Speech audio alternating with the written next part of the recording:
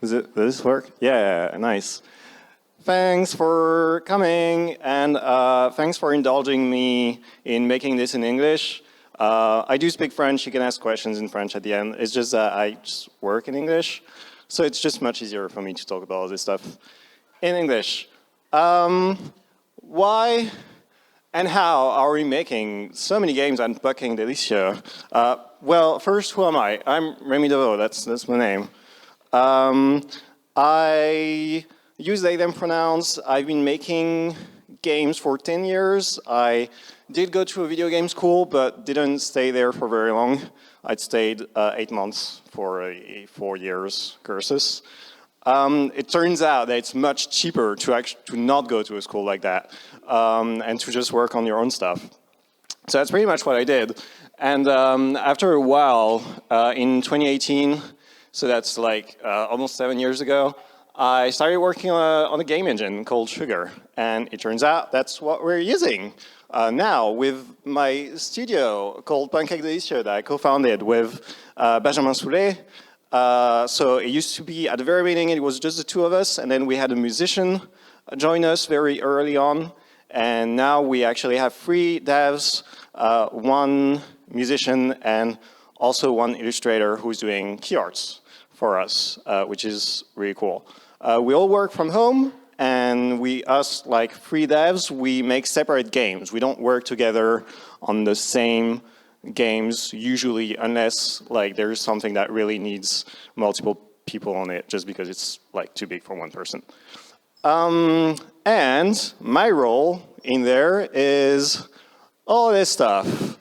We are a very small team, and we make indie games, so we kind of love to just do everything ourselves, but that also means like just doing a lot of things. And as it happens, I'm the person in the studio that really has the least trouble doing whatever needs to be done at any time. So yeah, that's exactly what I'm doing. I do actually make games as well, but you know, that's not the only thing I'm doing, sadly.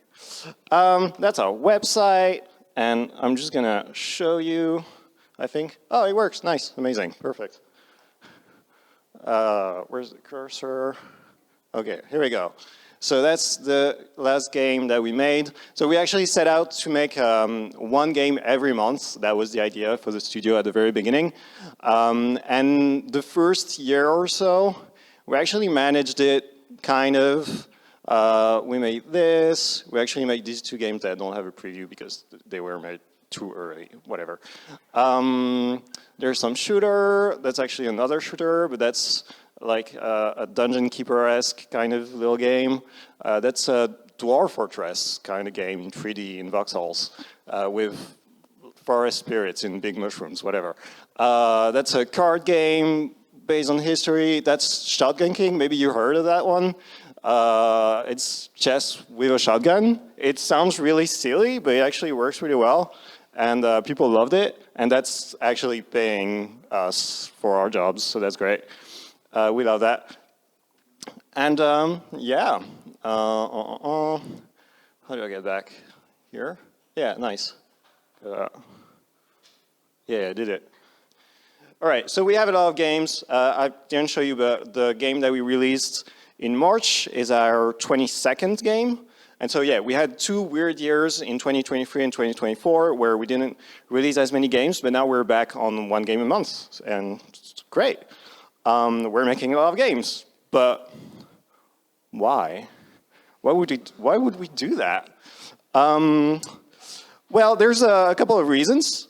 First of all, we actually have lots of game ideas that we want to make happen. So setting ourselves up to make them real means that we are actually going to work our way through many different concepts, and that's just really fun and gratifying for us on its own. We also just thrive in the game jam format.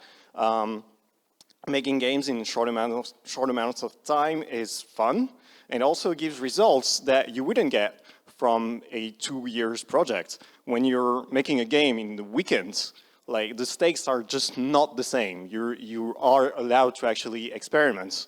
So that's really great. We love that. Also, I'm making a game engine. And making a game engine does not make you money. And one way to make money with game engine is to actually make games with it and sell them. And that's actually why PUNKCAKE started, because Benjamin was interested in the engine, and I was interested in making it, but like we had to make money somehow for it to be sustainable. So we started this. Also, doing so many games means that we're going to do a lot of mistakes, right? But like making a video game is pretty messy, but if you're going to make a lot of them, it's okay, right? If you make a mistake on a game, well, it's a lesson for the next ones. And also, like, if you're fucking up a game, like, it's kind of fine. Like, we do want to release games that are finished and good and stuff, but usually we're more likely to mess up the marketing, and so games will just come out and no one will care, and that's okay, because there's just another game behind that one, so that's fine. And so yeah, we just make a lot of mistakes, and it's okay. There's just lessons for the next games. Also, at the very start, we wanted to have a Patreon, and so Patreon is like, it's a subscription-based crowdfunding, and because it's subscription-based, for us it made sense to make a new game every month, so that people would pay monthly and they would get games monthly. Sounds really good on paper. When we started, there's a Netherlands team called Sockpop. There are 4 devs, and they had been doing this for 5 years at that time, and they were pretty successful with it, so it was really encouraging for us. Of course, there were 4 of them, and there were 2 of us, but that's okay, surely, that's fine. Yeah, maybe we don't necessarily have the healthiest relationship with work, but, that's something you have to deal with. Everyone at PUNKCAKE does share the need to keep busy, and so, of course, we designed the work to keep us busy. But now, how does it actually happen? Well, I mean, yeah, as I mentioned, we all work from home, so that's just how it works for me. Here are the 6 stages of game dev, and we'll be going over each one in detail. None of these are actually easy. A lot of things can go wrong at any of these stages, and projects can just fail on any of them. It can just happen. For now, this is how I personally feel about each of these stages. So I actually have talked about this with other developers. It seems that different people have different opinions about this. But yeah, that's me. Yeah, and by the way, since we're talking about pain, let's talk about crunch. Yeah? I actually do get this question sometimes, do we crunch at PUNKCAKE Délicieux? And it's a fair question. We are making a lot of games. And well, sadly, yes, we do crunch a little bit. We do have a workaholism issue. During our first year, there would be at least 1 day of crunch every month, usually for the release of the game, because it's just a lot of work at one, very short amount of time to be done. But really, crunch can happen at any point during the 6 stages of game dev. And it's just much more likely towards the end because you're tired of the project and you want to move on. And maybe you even have deadlines, stupid deadlines that you've set up for yourself, like, oh, I don't know, I want to finish that game before the end of the month so that we actually have 1 game a month. But, all that said, as everyone knows, crunch is unhealthy. And if you don't know, I'm telling you, it is unhealthy, for real. But you can still, in my opinion, crunch the wrong way and actually destroy yourself with the best of intents and really the worst results. So how does that happen? Well, I think the first thing is that working through the whole night, it's something it's very glamorous.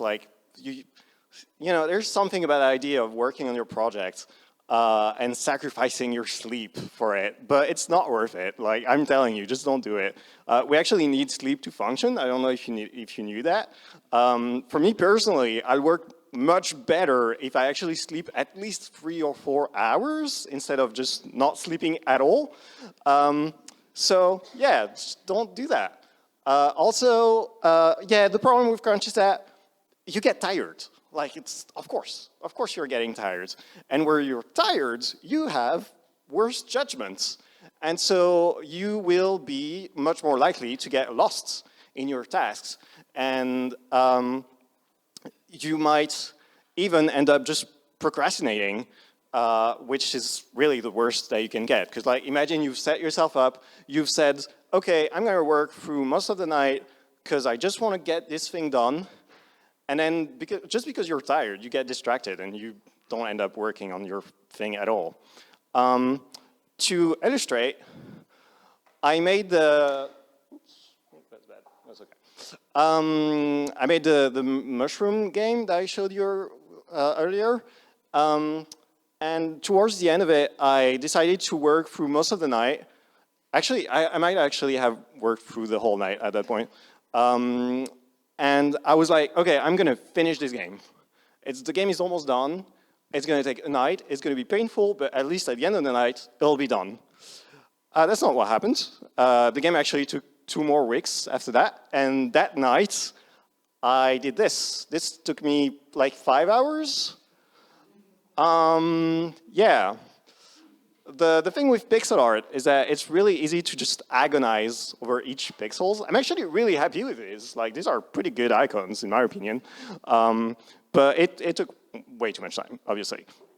And also, the game didn't actually get finished, and I didn't sleep, so I was not great for a few days. So that was, just don't do that. Just don't do that.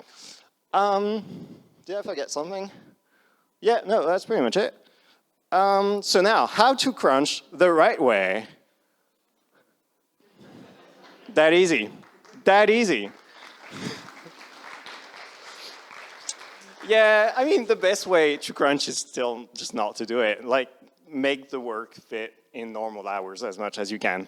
But, okay, let's face it. We all know you're going to crunch anyway. So, if you are still going to crunch, honestly, this is the best advice that I can give you. Obviously, again, the really best advice is just avoid it as much as you can. But if you're going to do it anyway, make a plan ahead of time. You're going to have bad judgments, so take that into account. And before you go into the crunch time, just decide what you're going to be doing. And, you know, make a plan.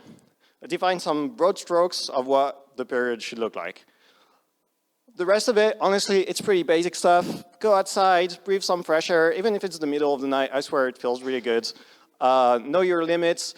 Personally, 3 days is the most that I can go before becoming completely useless. So it's good to stop before that. I think 2 days at a time is like, it's not great, but it's okay. Also, working 7 days a week is stupid, and you shouldn't do it. So it's just not worth it. So just don't work on Sundays. Just do like everyone else. Socialize, eat, shower, just basic stuff. You're human beings. Just treat yourself as such. And when you're done, rest. And remember, as our good friend King Arthur would say, it is only a game. Is it really worth destroying your health for this? Honestly, do ask yourself the question. And yeah, like, even if the answer is yes, at least, like, you know, you have to be conscious about it. Now, let's get into the thick of it. This is the tools that I use, and actually kind of everyone at PUNKCAKE uses. Our code editor is Notepad++. We do use like paper and pen, just physical stuff, to design the game, like lay out the design before actually starting working.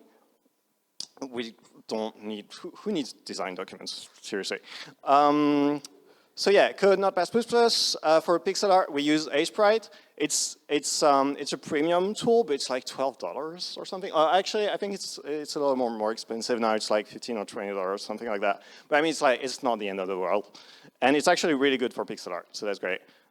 For sound effects, I actually use Pico8. Pico8 is a game engine of its own, but it has different like editors in it. It has a Pixar editor and a tracker for music, and also a tracker for sound effects. And I've been using Pico 8 for a long time, and so I know how to use that. And the sound effects that it gives you, if you use it correctly, it's actually pretty good. So there's an exporter in Pico 8, it's really easy to use, so just use that. And the endgame engine is Sugar. So I actually set up a screenshot.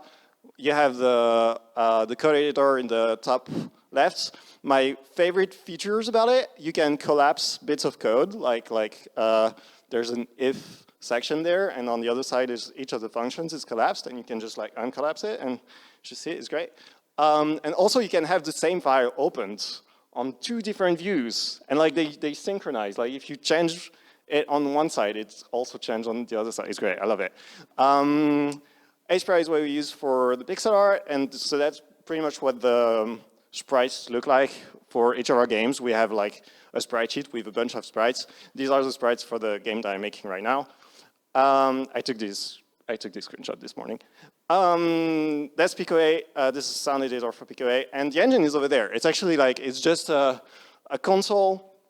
It's like fake terminal stuff. You put in commands, and you can just run the game. What's actually really nice about it is that it stays there while your game is running, and you can actually like kind of inject code, like you can call function while the game is running, or print variables and stuff like that. It's really handy.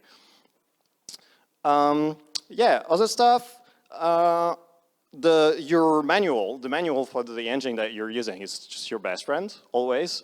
So always keep that ready, because especially when you're starting out with a new engine, there's a 99% chance that whatever you're trying to do at any one time is actually already done by the engine, and you just don't know about it.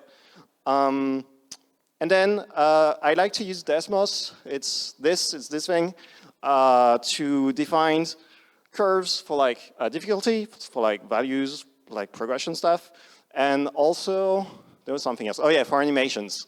So I'm just going to test out some math formulas until I find exactly what I'm looking for either of these things. And that's really helpful as well. And then if you don't have Photoshop, because who would want to give money to Adobe in 2025, there's GIMP. Did you know that GIMP free just came out? I swear to God, like it had been GIMP 2 for like 10 years or something, and now we're finally in GIMP free era since like a couple of weeks. It's really new. So that sounds great. I also use Photopea. It's a blatant Photoshop copy, but it actually works really well. And it works right in the web browser. It's insane. It's really good. And yeah, I use an ad blocker, obviously, because I'm that kind of person. But yeah, it's cool. And yeah, for marketing, Blue Sky is pretty great. I recommend having 2 accounts, one for the studio, one for yourself. People like humans. That's pretty much true for all social media. So it's good to have an account where you can actually be a human and like repost stuff from other people and that kind of thing, and like reply and all. But I also like to have a different account where it's just stuff from the studio. And we also have a Discord server, which is great because obviously we are always releasing new games, so there's a lot of activity there. That's great. And you should probably have a newsletter. We don't have one. We're working on it. Well, we've been working on it for a while. But the problem is, there's always a lot of stuff to do. It's hard to find the time for some things, but we're going to get there. We're going to do it. It's going to happen. It's going to be great. Yeah, so that's everything that we use pretty much. And now we can really start with the start of it all, really, is the game idea. You have this idea for a game. It's going to be incredible. It's going to be amazing. Maybe you already have a really fun title for it. And that's really a great point, honestly. And yeah, it's a great moment. You start sketching out the game. I think that you really should try to think of all the problems you're going to meet as soon as you can. Like, just think it through. You're going to make this game. You're going to try to imagine what it's going to look like exactly, and just try to find what's going to be a problem for you, what's going to challenge you from like making the thing that you want to make. just cover as many bases as you can, and think about the problems before you actually have them. You also want to note down some words. That's actually pretty basic stuff as well. A lot of people say that you should define the verbs that are going to define your game, like the actions that you want to have in your game. I think you can actually extrapolate that to just words and concepts that are important to your game. Only have a few. If you only have one, honestly, that's great. And then you can make all your decisions for the game's design around that one idea. And that's going to make a very strong and condensed game that's just going to work together really, really well. This can still kind of fail, actually, because you can have this great idea, and you note it down, and it turns out it's actually going to, it sounds much harder than you thought it would be, and it's not great. That can happen. Or it turns out that it's actually not what you want to make. Like, I wanted to make a puzzle game at one point, and it turns out that if you want to make a puzzle game, it's really important to have really good UX with good interface. Well, it depends on the game you want to make, but for the game that I wanted to make, that was the thing, and I wasn't in the mood for that at all. So I just changed ideas, and that's completely fine. But let's say we're going with that idea. Now is the setup time, and the thing is, you got to start somewhere, and it's pretty daunting. You know, you have this project, you think it's going to be great, but for it to become a reality, you have to actually get it going. So, you know, you want to have your tools already installed before you start, because this is painful. It's a lot of waiting time, and it's a lot of really shitty setting up your stuff. It's just really annoying. Some tools do make life easier for you. PUNKCAKE is actually a great example. I really like it, but it also has a lot of limitations that might be reasons that you don't want to use it. But personally, I like the very code-first approach that PUNKCAKE has and a bunch of other engines, because you already start coding your game while you're just setting up the windows and stuff, and I like that. I have tried making templates for PUNKCAKE projects at one point, and then I proceeded to just not use it at all, because every project is just very different. And so superfluous stuff from now will just be dead weight later. So I don't really do that anymore. Well, I just start from scratch every time. We do have our engine, which is really helpful, and obviously, like, the engine, since we make it ourselves, is like tailored to do exactly the kind of stuff that we want to make. So that's pretty good. But yeah, this is like this step, it's the first hurdle. It's the first thing that you gotta get past. And if it's too painful, honestly, like, you can actually ask yourself, am I doing this? Maybe you can just find different tools that seems better for what you want to make, or maybe, you know, are easier to get going. Or maybe you just need another idea that's more motivating, and that's fine as well. Now, you've got going, okay, you're into it, and you're starting to build a game. You're building the different systems. This is a step where, in my opinion, you should be pretty clear-eyed, because you've already went through, like, thinking of the different problems that you're going to have and how the game is going to work together and everything. So if you have doubts at this stage, it's a good time to sit down and at least pinpoint what you're not sure about and what might become points of iterations, things that you're going to want to try different things, maybe, until you find the right solution. Also, if you're not having fun here, is it going to get better? Like, really ask yourself that. I have a lot of fun here, and if I don't, usually it's a sign that something's wrong, and either I need to rethink my concept, or maybe I just need to try something else. Something about this stage, you actually can recycle code and assets. This is a game that we released in January. This is a game that I'm making right now. There's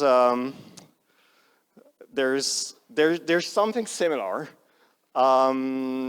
yeah, it's a game about making words, right? And so for making that kind of game, you need a dictionary of all the words that are allowed in the game. It's obviously it's the same one. This is Benjamin's game. I just fucking went into the files and took what I needed and just copy pasted it into my project. And that's great. And I really do encourage you to even just other like, you know, more abstract stuff like time systems, object systems. I have a time system that lets me just pause the time at any point or slow down or whatever. And I actually use that for all the projects that I've made since I've made that thing. And you can just, if you copy paste it, you can just change it for the needs of your current project. Instead of having one common library that needs to work for everything, copy pasting really frees you from that. And so I think you should do that. It's good.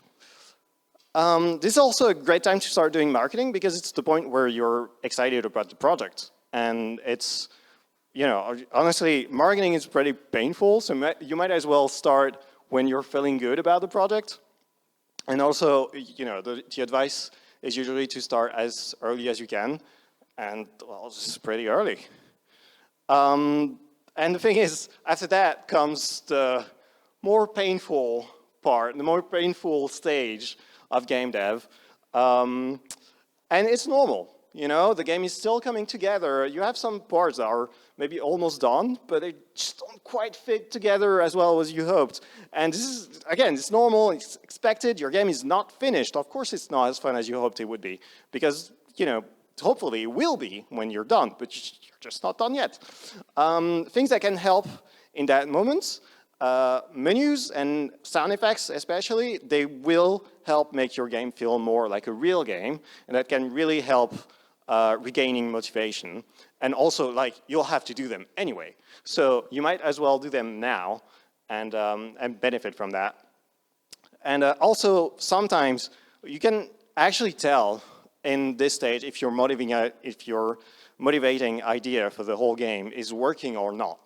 And if it's not working, I'm telling you, it's okay to move on to the next project. Honestly, when that happens, this phase just becomes unbearable. It's just really, really painful. It's really hard to make progress. And you can tell something's not working. And so giving up then, it feels great. It's very, very liberating. But if you're not giving up here come the famous last 10% that take 90% of the time.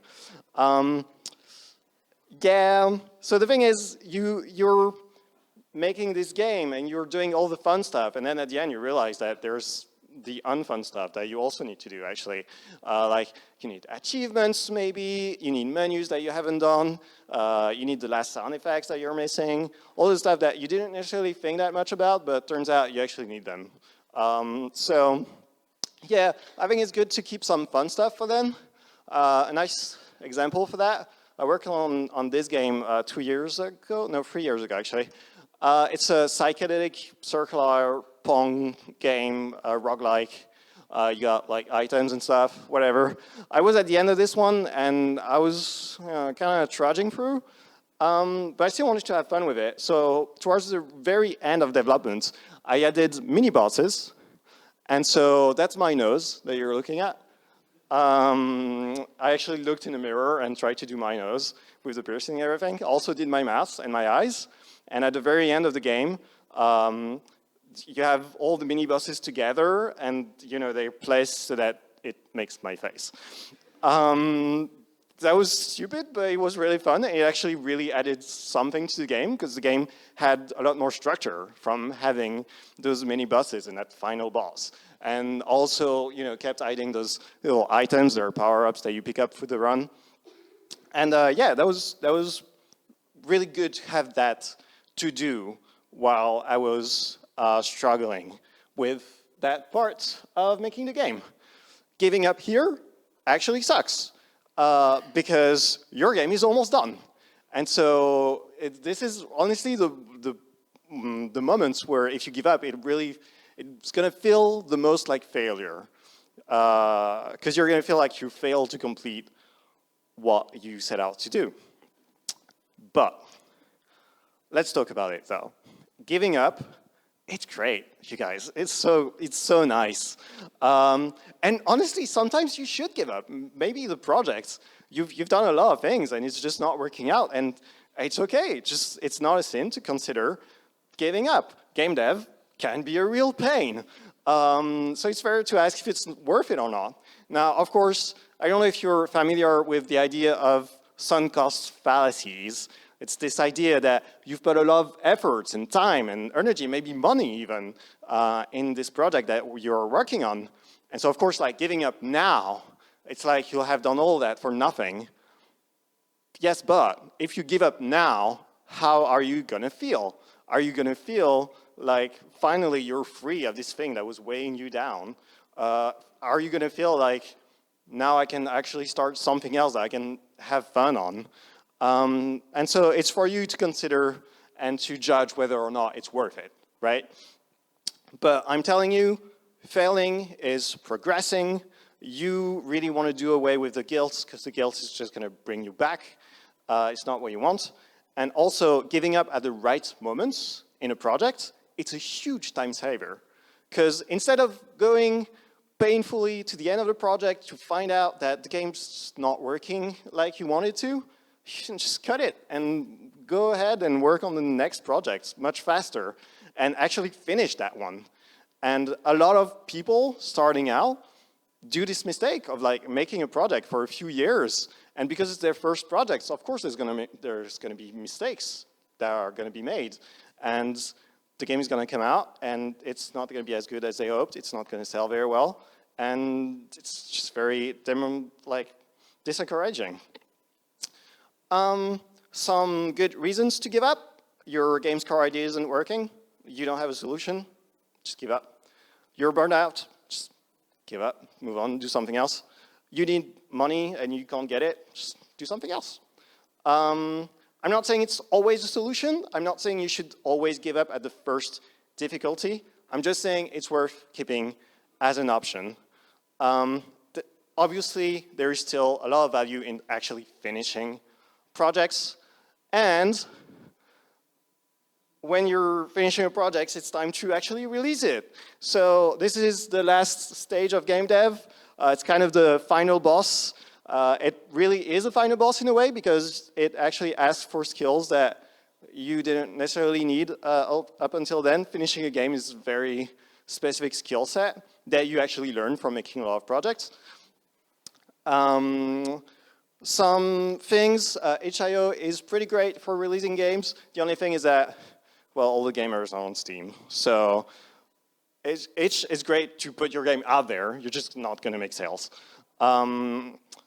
You do want to put your game on Steam. It's just going to take time, especially the first time that you do it. There's a whole process where you have to send your Steam page for review, and Steam needs to approve it manually, and then you still have to wait like at least 2 weeks before you can actually release your game. You also need to send your game's build for review, and it needs to fit the game page, what you've said, the description, the screenshots, everything needs to match.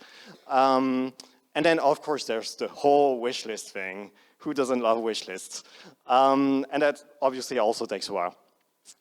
But anyway, other things that you need a trailer. Honestly, make it short and sweet. You need a 30 seconds trailer. Seriously, you don't need more than that, especially if you're making a smaller game. But honestly, even if you're making a bigger game, just don't waste people's time. And just keep it short and sweet. Look up Derrière, his trailer editor, and he's got a YouTube channel with so much great advice and so many resources, really great. Other thing, you need a press kit with key art. The key art, honestly, the cheapest you can do is you take a pretty screenshot of your game, you zoom it on some pretty part of it, or you move it around a little bit, you put your title art on top of it, and there you go, done. But you have something to give streamers and press. And so that's obviously part of your press kit, where you're also going to have a few screenshots, a version of your title art with a transparent background, and the key art without the title. And YouTubers will love that, especially smaller ones. because they have thumbnail material.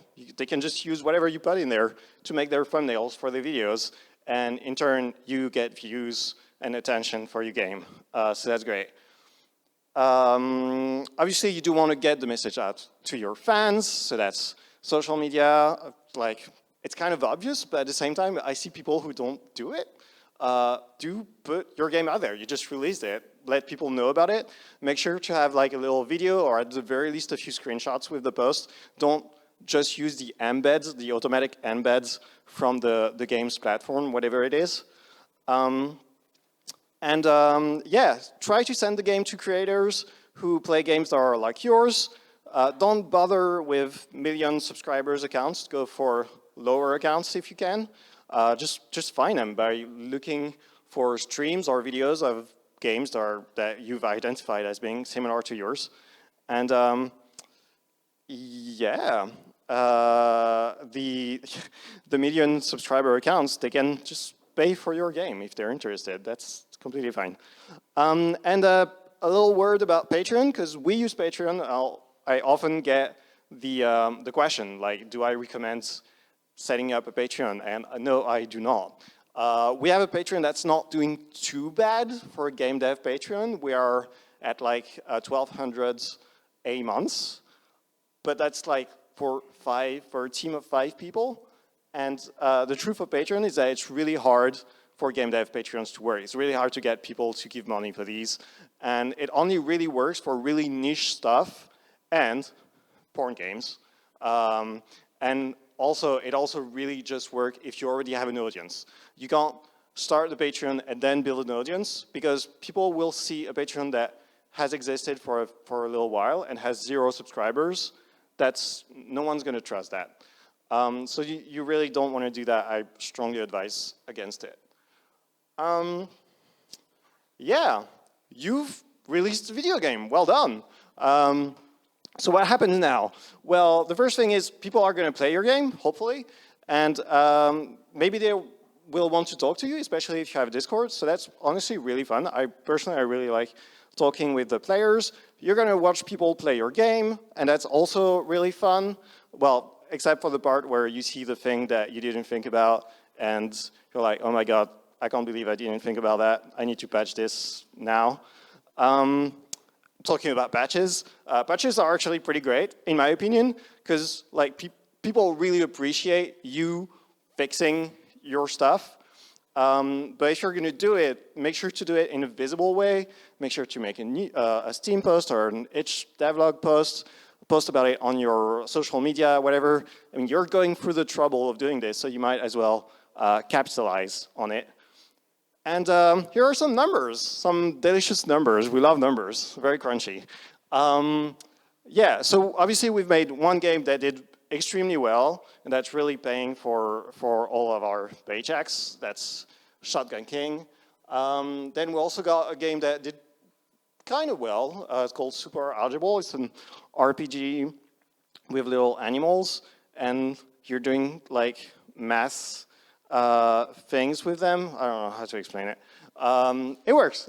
Just look it up. It's great. It's a good game. And then we had a few games that actually paid for themselves, and a lot more games that didn't. The reason behind that, well, we're really bad at marketing. Honestly, the advice for marketing that I gave you, it's the bare minimum.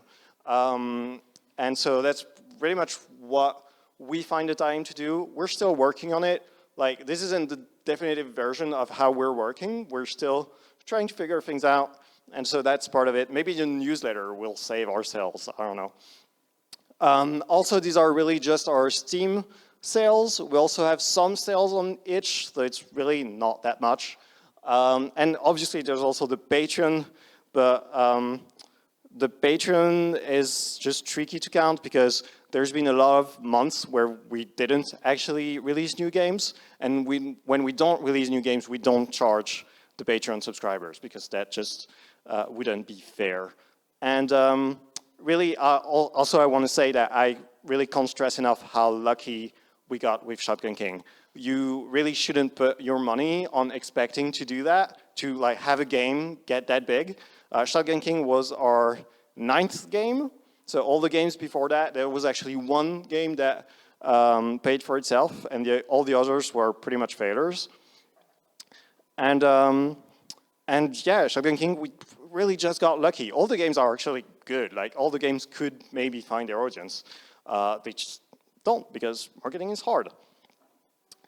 But hey, at the end of the day, you made a video game, and that's pretty cool. Like, well done on that. It's pretty insane. Now, some things. You're going to keep making video games, and these things may happen. First of all, if you are doing it quick, if you're going through all the 6 stages really fast and make more projects like that, you're going to get better at each of these stages. You're going to get more comfortable with each of them. They're going to get less stressful, and that's really great. And you're going to notice it as well. You might start getting a following. You do want to interact with other people if you can.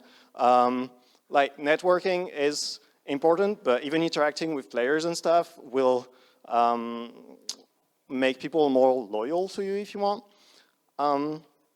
So that's pretty great. People will look for your work when it comes down and everything. Doing is learning, so making a lot of games means you're just gonna learn a lot. And even if your games don't sell much, if you keep going, like, new games will attract attention to old ones. And you can also do bundles and cross-promotion and stuff like that. And so you will actually get a trickle from all of that of income that's honestly better than nothing. And that's pretty cool. Maybe, if you make a lot of games, you might stumble onto one that really resonates with people and explodes and does a lot of money. Just don't count on it, because really is a lottery ticket. But yeah, and my last advice, just get a life, you guys. Do other things, learn a magic trick or something, I don't know. Maybe you can learn the sideways, like Jean-Claude Van Damme. Yeah, that's me. I'm Rémy Devaux. Thanks for coming. That's my Blue Sky account. That's my mail if you need to mail me. And you can find our games there at PUNKCAKE.club. And go make games.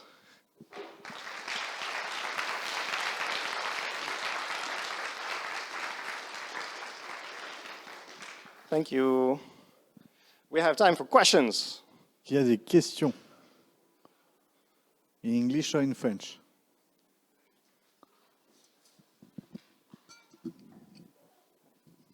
Yeah. There's a question lower down. Il y a une question un peu plus proche. Il a levé la main en premier. Je suis désolé. Salut, merci pour la presse, c'était très cool. J'ai une question qui est peut-être une curiosité malsaine. Est-ce qu'il y a une vision long-termiste, un moment où vous aurez appris assez de trucs en faisant plein de petits jeux et où vous voulez aller vers quelque chose d'autre, ou est-ce que c'est juste un cycle qui est lancé et qui s'arrêtera jamais? Ouais, c'est plutôt la deuxième option. Il n'y a pas longtemps, Benjamin il me disait putain, j'espère que je vais pouvoir continuer à faire des petits jeux comme ça. Et j'étais en mode ouais, de ouf, carrément. Ouais, en fait, c'est une question qui revient assez souvent, de est-ce qu'on a l'ambition de faire des jeux plus gros qui prendraient plus de temps et tout? Et la réponse, c'est bah non, pas vraiment. On a quelques concepts de jeux où oui, on aimerait passer un peu plus de temps, mais ça relève de quelques mois, pas un an ou deux, quoi. Et c'est tout, en fait. Et on tient vraiment à notre cycle mensuel de jeux. On aimerait vraiment arriver à faire tenir ça le plus longtemps possible, en fait, pour l'instant, en tout cas. Après, peut-être qu'au bout d'un moment, on va commencer à s'ennuyer, on va vouloir faire autre chose, c'est possible aussi, c'est pas quelque chose qu'on exclut, mais pour l'instant, c'est pas ce dont on a envie, quoi. Voilà. Merci.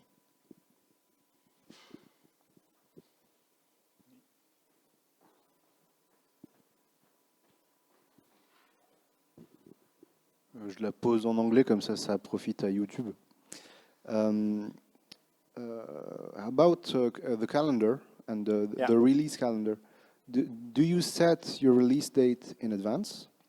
I'm asking because I've heard that for Steam, for example, having the release date in advance is quite important, and I don't know what kind of difference it makes for players to have a release date known prior to releasing it.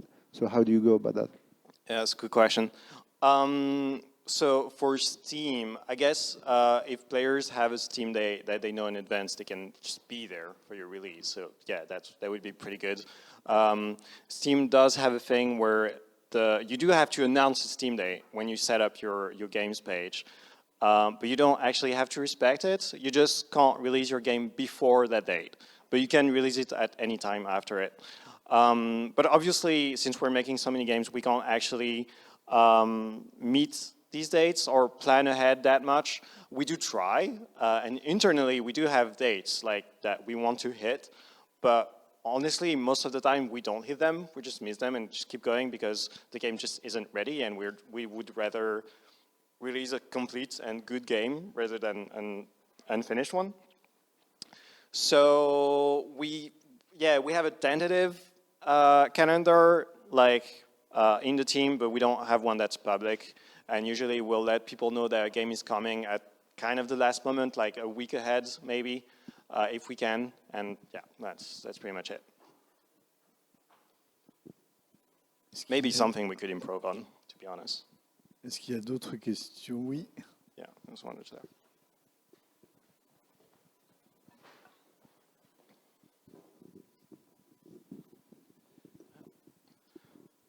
Est-ce que bonjour, très bonne conférence. J'ai beaucoup Merci. aimé les diapos pleines de mèmes. J'ai trouvé ça incroyable. Est-ce qu'il y a eu comme pensée de peut-être on ne devrait pas faire un jeu tous les mois, mais tous les 2 mois pour éviter le crunch en partie? Pas forcément faire des plus gros jeux, mais vraiment pour... Non, bien sûr.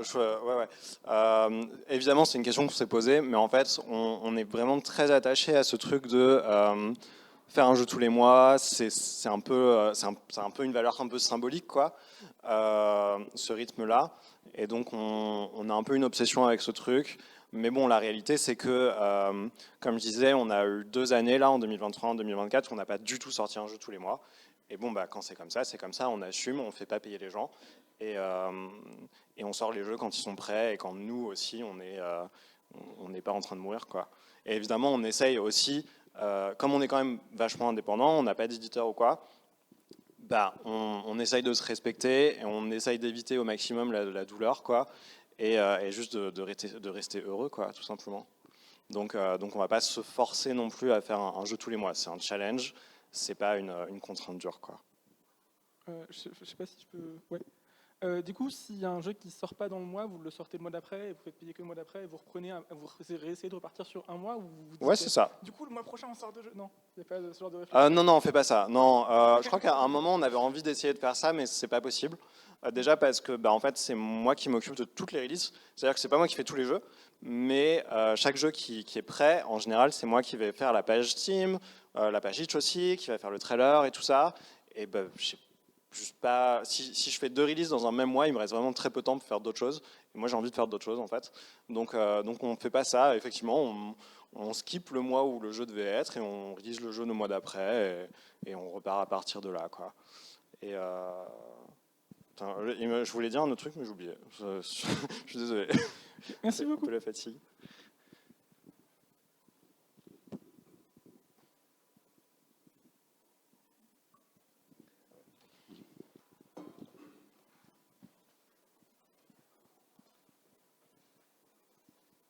C'était qui les questions?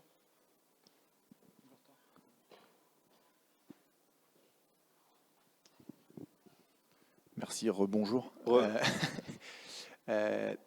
Tu as mentionné au début de ta presse justement que vous êtes 4 développeurs, un compositeur et un illustrateur. 3 d'avant, en fait. Ouais. Et du coup, vous bossez pas sur la même chose, c'est ce que j'ai compris? Ouais, on bosse sur... chacun bosse sur un jeu différent. Sauf D'accord. pour Shotgun King, qui a pris une ampleur telle qu'on est 2 à bosser dessus quand même, mais c'est tout. Et du coup, ça me pose une question d'organisation. Comment vous vous organisez s'il y a une release par mois mais que vous ne posez pas sur les mêmes choses? Et s'il y a des moments où vous synchronisez les flux? Est-ce qu'il y a des petits tips comme ça d'organisation parce que le full remote aussi est intéressant sur ce point-là. Est-ce que tu peux préciser un petit peu? Ouais, on tente vaguement de se synchroniser, mais en réalité, ce qui se passe, c'est plutôt que si un jeu est prêt, c'est cool, ça laisse un peu plus de temps pour les autres. Et évidemment, on essaye de prévoir quand même qui va sortir le jeu de quel mois, en un minimum, le plus possible. Et Et bon, bah, on y arrive ou on n'y arrive pas, quoi.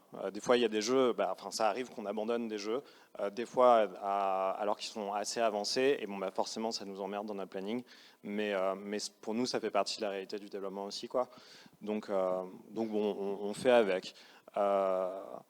Et il y a un autre truc aussi, c'est que du coup, quand les jeux arrivent vers la fin, ou même pendant le développement déjà, on va avoir besoin de musique et tout ça, et notre musicien, il faut aussi qu'il fasse les musiques pour les jeux tous les mois, alors qu'ils sont en train d'être faits, donc il faut qu'il commence à bosser dessus un peu tôt et tout, et ça aussi, des fois, ça peut retarder les releases et tout, donc on essaye de jongler avec tout ça, c'est un peu chaotique honnêtement, hein, mais ça va, on s'en sort pas trop mal, quoi. Alors, il y a une question juste derrière toi. Juste derrière la personne qui vient de poser, et après il y a une autre question à gauche.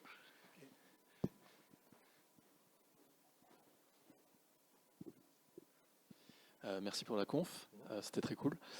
J'avais une question par rapport à votre rythme, parce que du coup, j'ai compris que c'était une valeur symbolique pour faire un jeu par mois. Mais est-ce qu'il n'y a pas des fois où, pendant le processus d'idéation, vous dites « Ok, on a une idée qui est cool, mais en un mois, c'est pas faisable ». Est-ce que justement, il n'y a pas un projet, un ou plusieurs, ou je ne sais pas si c'est déjà arrivé, où en fait, vous vous dites « Ok, on pourrait le faire, mais si on avait plus de temps, et du coup, avec la contrainte qu'on s'impose, c'est une idée sur laquelle on ne va jamais partir ». Ouais, ça arrive rarement, ça arrive. On a des idées de jeux qu'on aimerait faire, et on se dit bah non, en un mois c'est pas vraiment possible. Alors après, les jeux du coup sont pas faits en un mois. La plupart des jeux en tout cas sont faits en plus longtemps que ça. C'est juste que comme on est plusieurs à bosser sur différents jeux, les temps de développement se chevauchent un petit peu. En général, les jeux sont faits en plutôt un mois et demi minimum.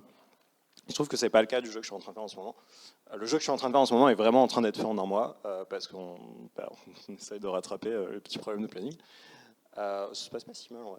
Je sais pas où est le curseur, c'est terrible. Est-ce qu'il est là? Ouais, c'est de l'autre côté, s'il te plaît. Ça, c'est un jeu... Yes, voilà, j'arrive. Ça, c'est un jeu que j'ai fait en jam l'année dernière et que j'ai très envie de continuer. Mais le concept marche tellement bien que j'ai vraiment envie de lui faire justice et de passer plus de temps dessus. Et donc, c'est un très bon exemple. Il y a la page Steam, du coup, parce que même la version que j'ai fait pour Ludundare a quand même a été un peu populaire.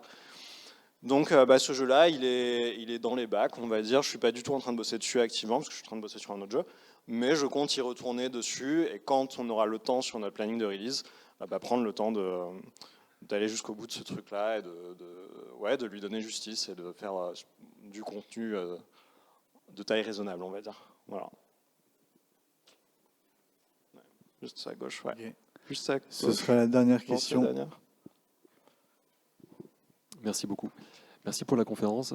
Yes. Alors, d'après ce que je comprends, vous avez un rythme un peu de zinzin pour être poli. Pour résumer, ouais, bien sûr. Et est-ce que vous aviez des boulots alimentaires avant de rencontrer le succès avec Shotgun King, qui peut-être vous a mis à flot pour quelques temps, ou est-ce que vous êtes à full time depuis le début dessus? Et si oui, comment vous faites? Parce que d'exiger autant d'investissement et autant d'énergie, quelque part, même si c'est pas le but, comme tu l'as dit, de faire un hit, il faut quand même derrière avoir la reward de pouvoir vivre de son métier. Ouais. Donc est-ce que tu pourrais parler un petit peu de ça? Ouais, bien sûr, c'est une très bonne question. Donc on était en full time depuis le tout début. On avait des ressources de côté, donc on était juste là-dessus, quoi. Et Benjamin, du coup, était un des cofondateurs de Motion Twin, donc il lui restait de l'argent de cette époque-là, en fait. Et moi, j'avais de l'argent d'un contrat que j'avais fait un peu avant PUNKCAKE. Et du coup, l'idée, c'était que on faisait ça jusqu'à ce que soit on se rende compte que c'est tenable, et dans ce cas-là, on continue, c'est très bien. Soit on se rend compte pour de vrai que non, ça va nulle part et tant pis, quoi. On n'avait pas vraiment de date fixe et tout. On était juste en mode si l'un de nous commence vraiment à s'inquiéter que ça va pas et qu'il faut qu'on arrête, et on s'arrêtera, quoi. C'est pas grave.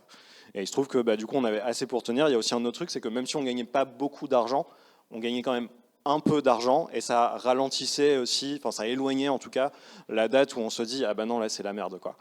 Donc ouais, si t'as tant d'argent pour 10 mois et qu'en fait chaque jeu te rapporte un tiers de mois en valeur d'argent, si tu veux, ça retarde quand même la date fatidique. Donc voilà, comme ça que ça s'est passé. J'ai oublié une partie de la question ou pas? Non, c'est ça, hein, je crois. Parfait, incroyable. Ok, merci beaucoup.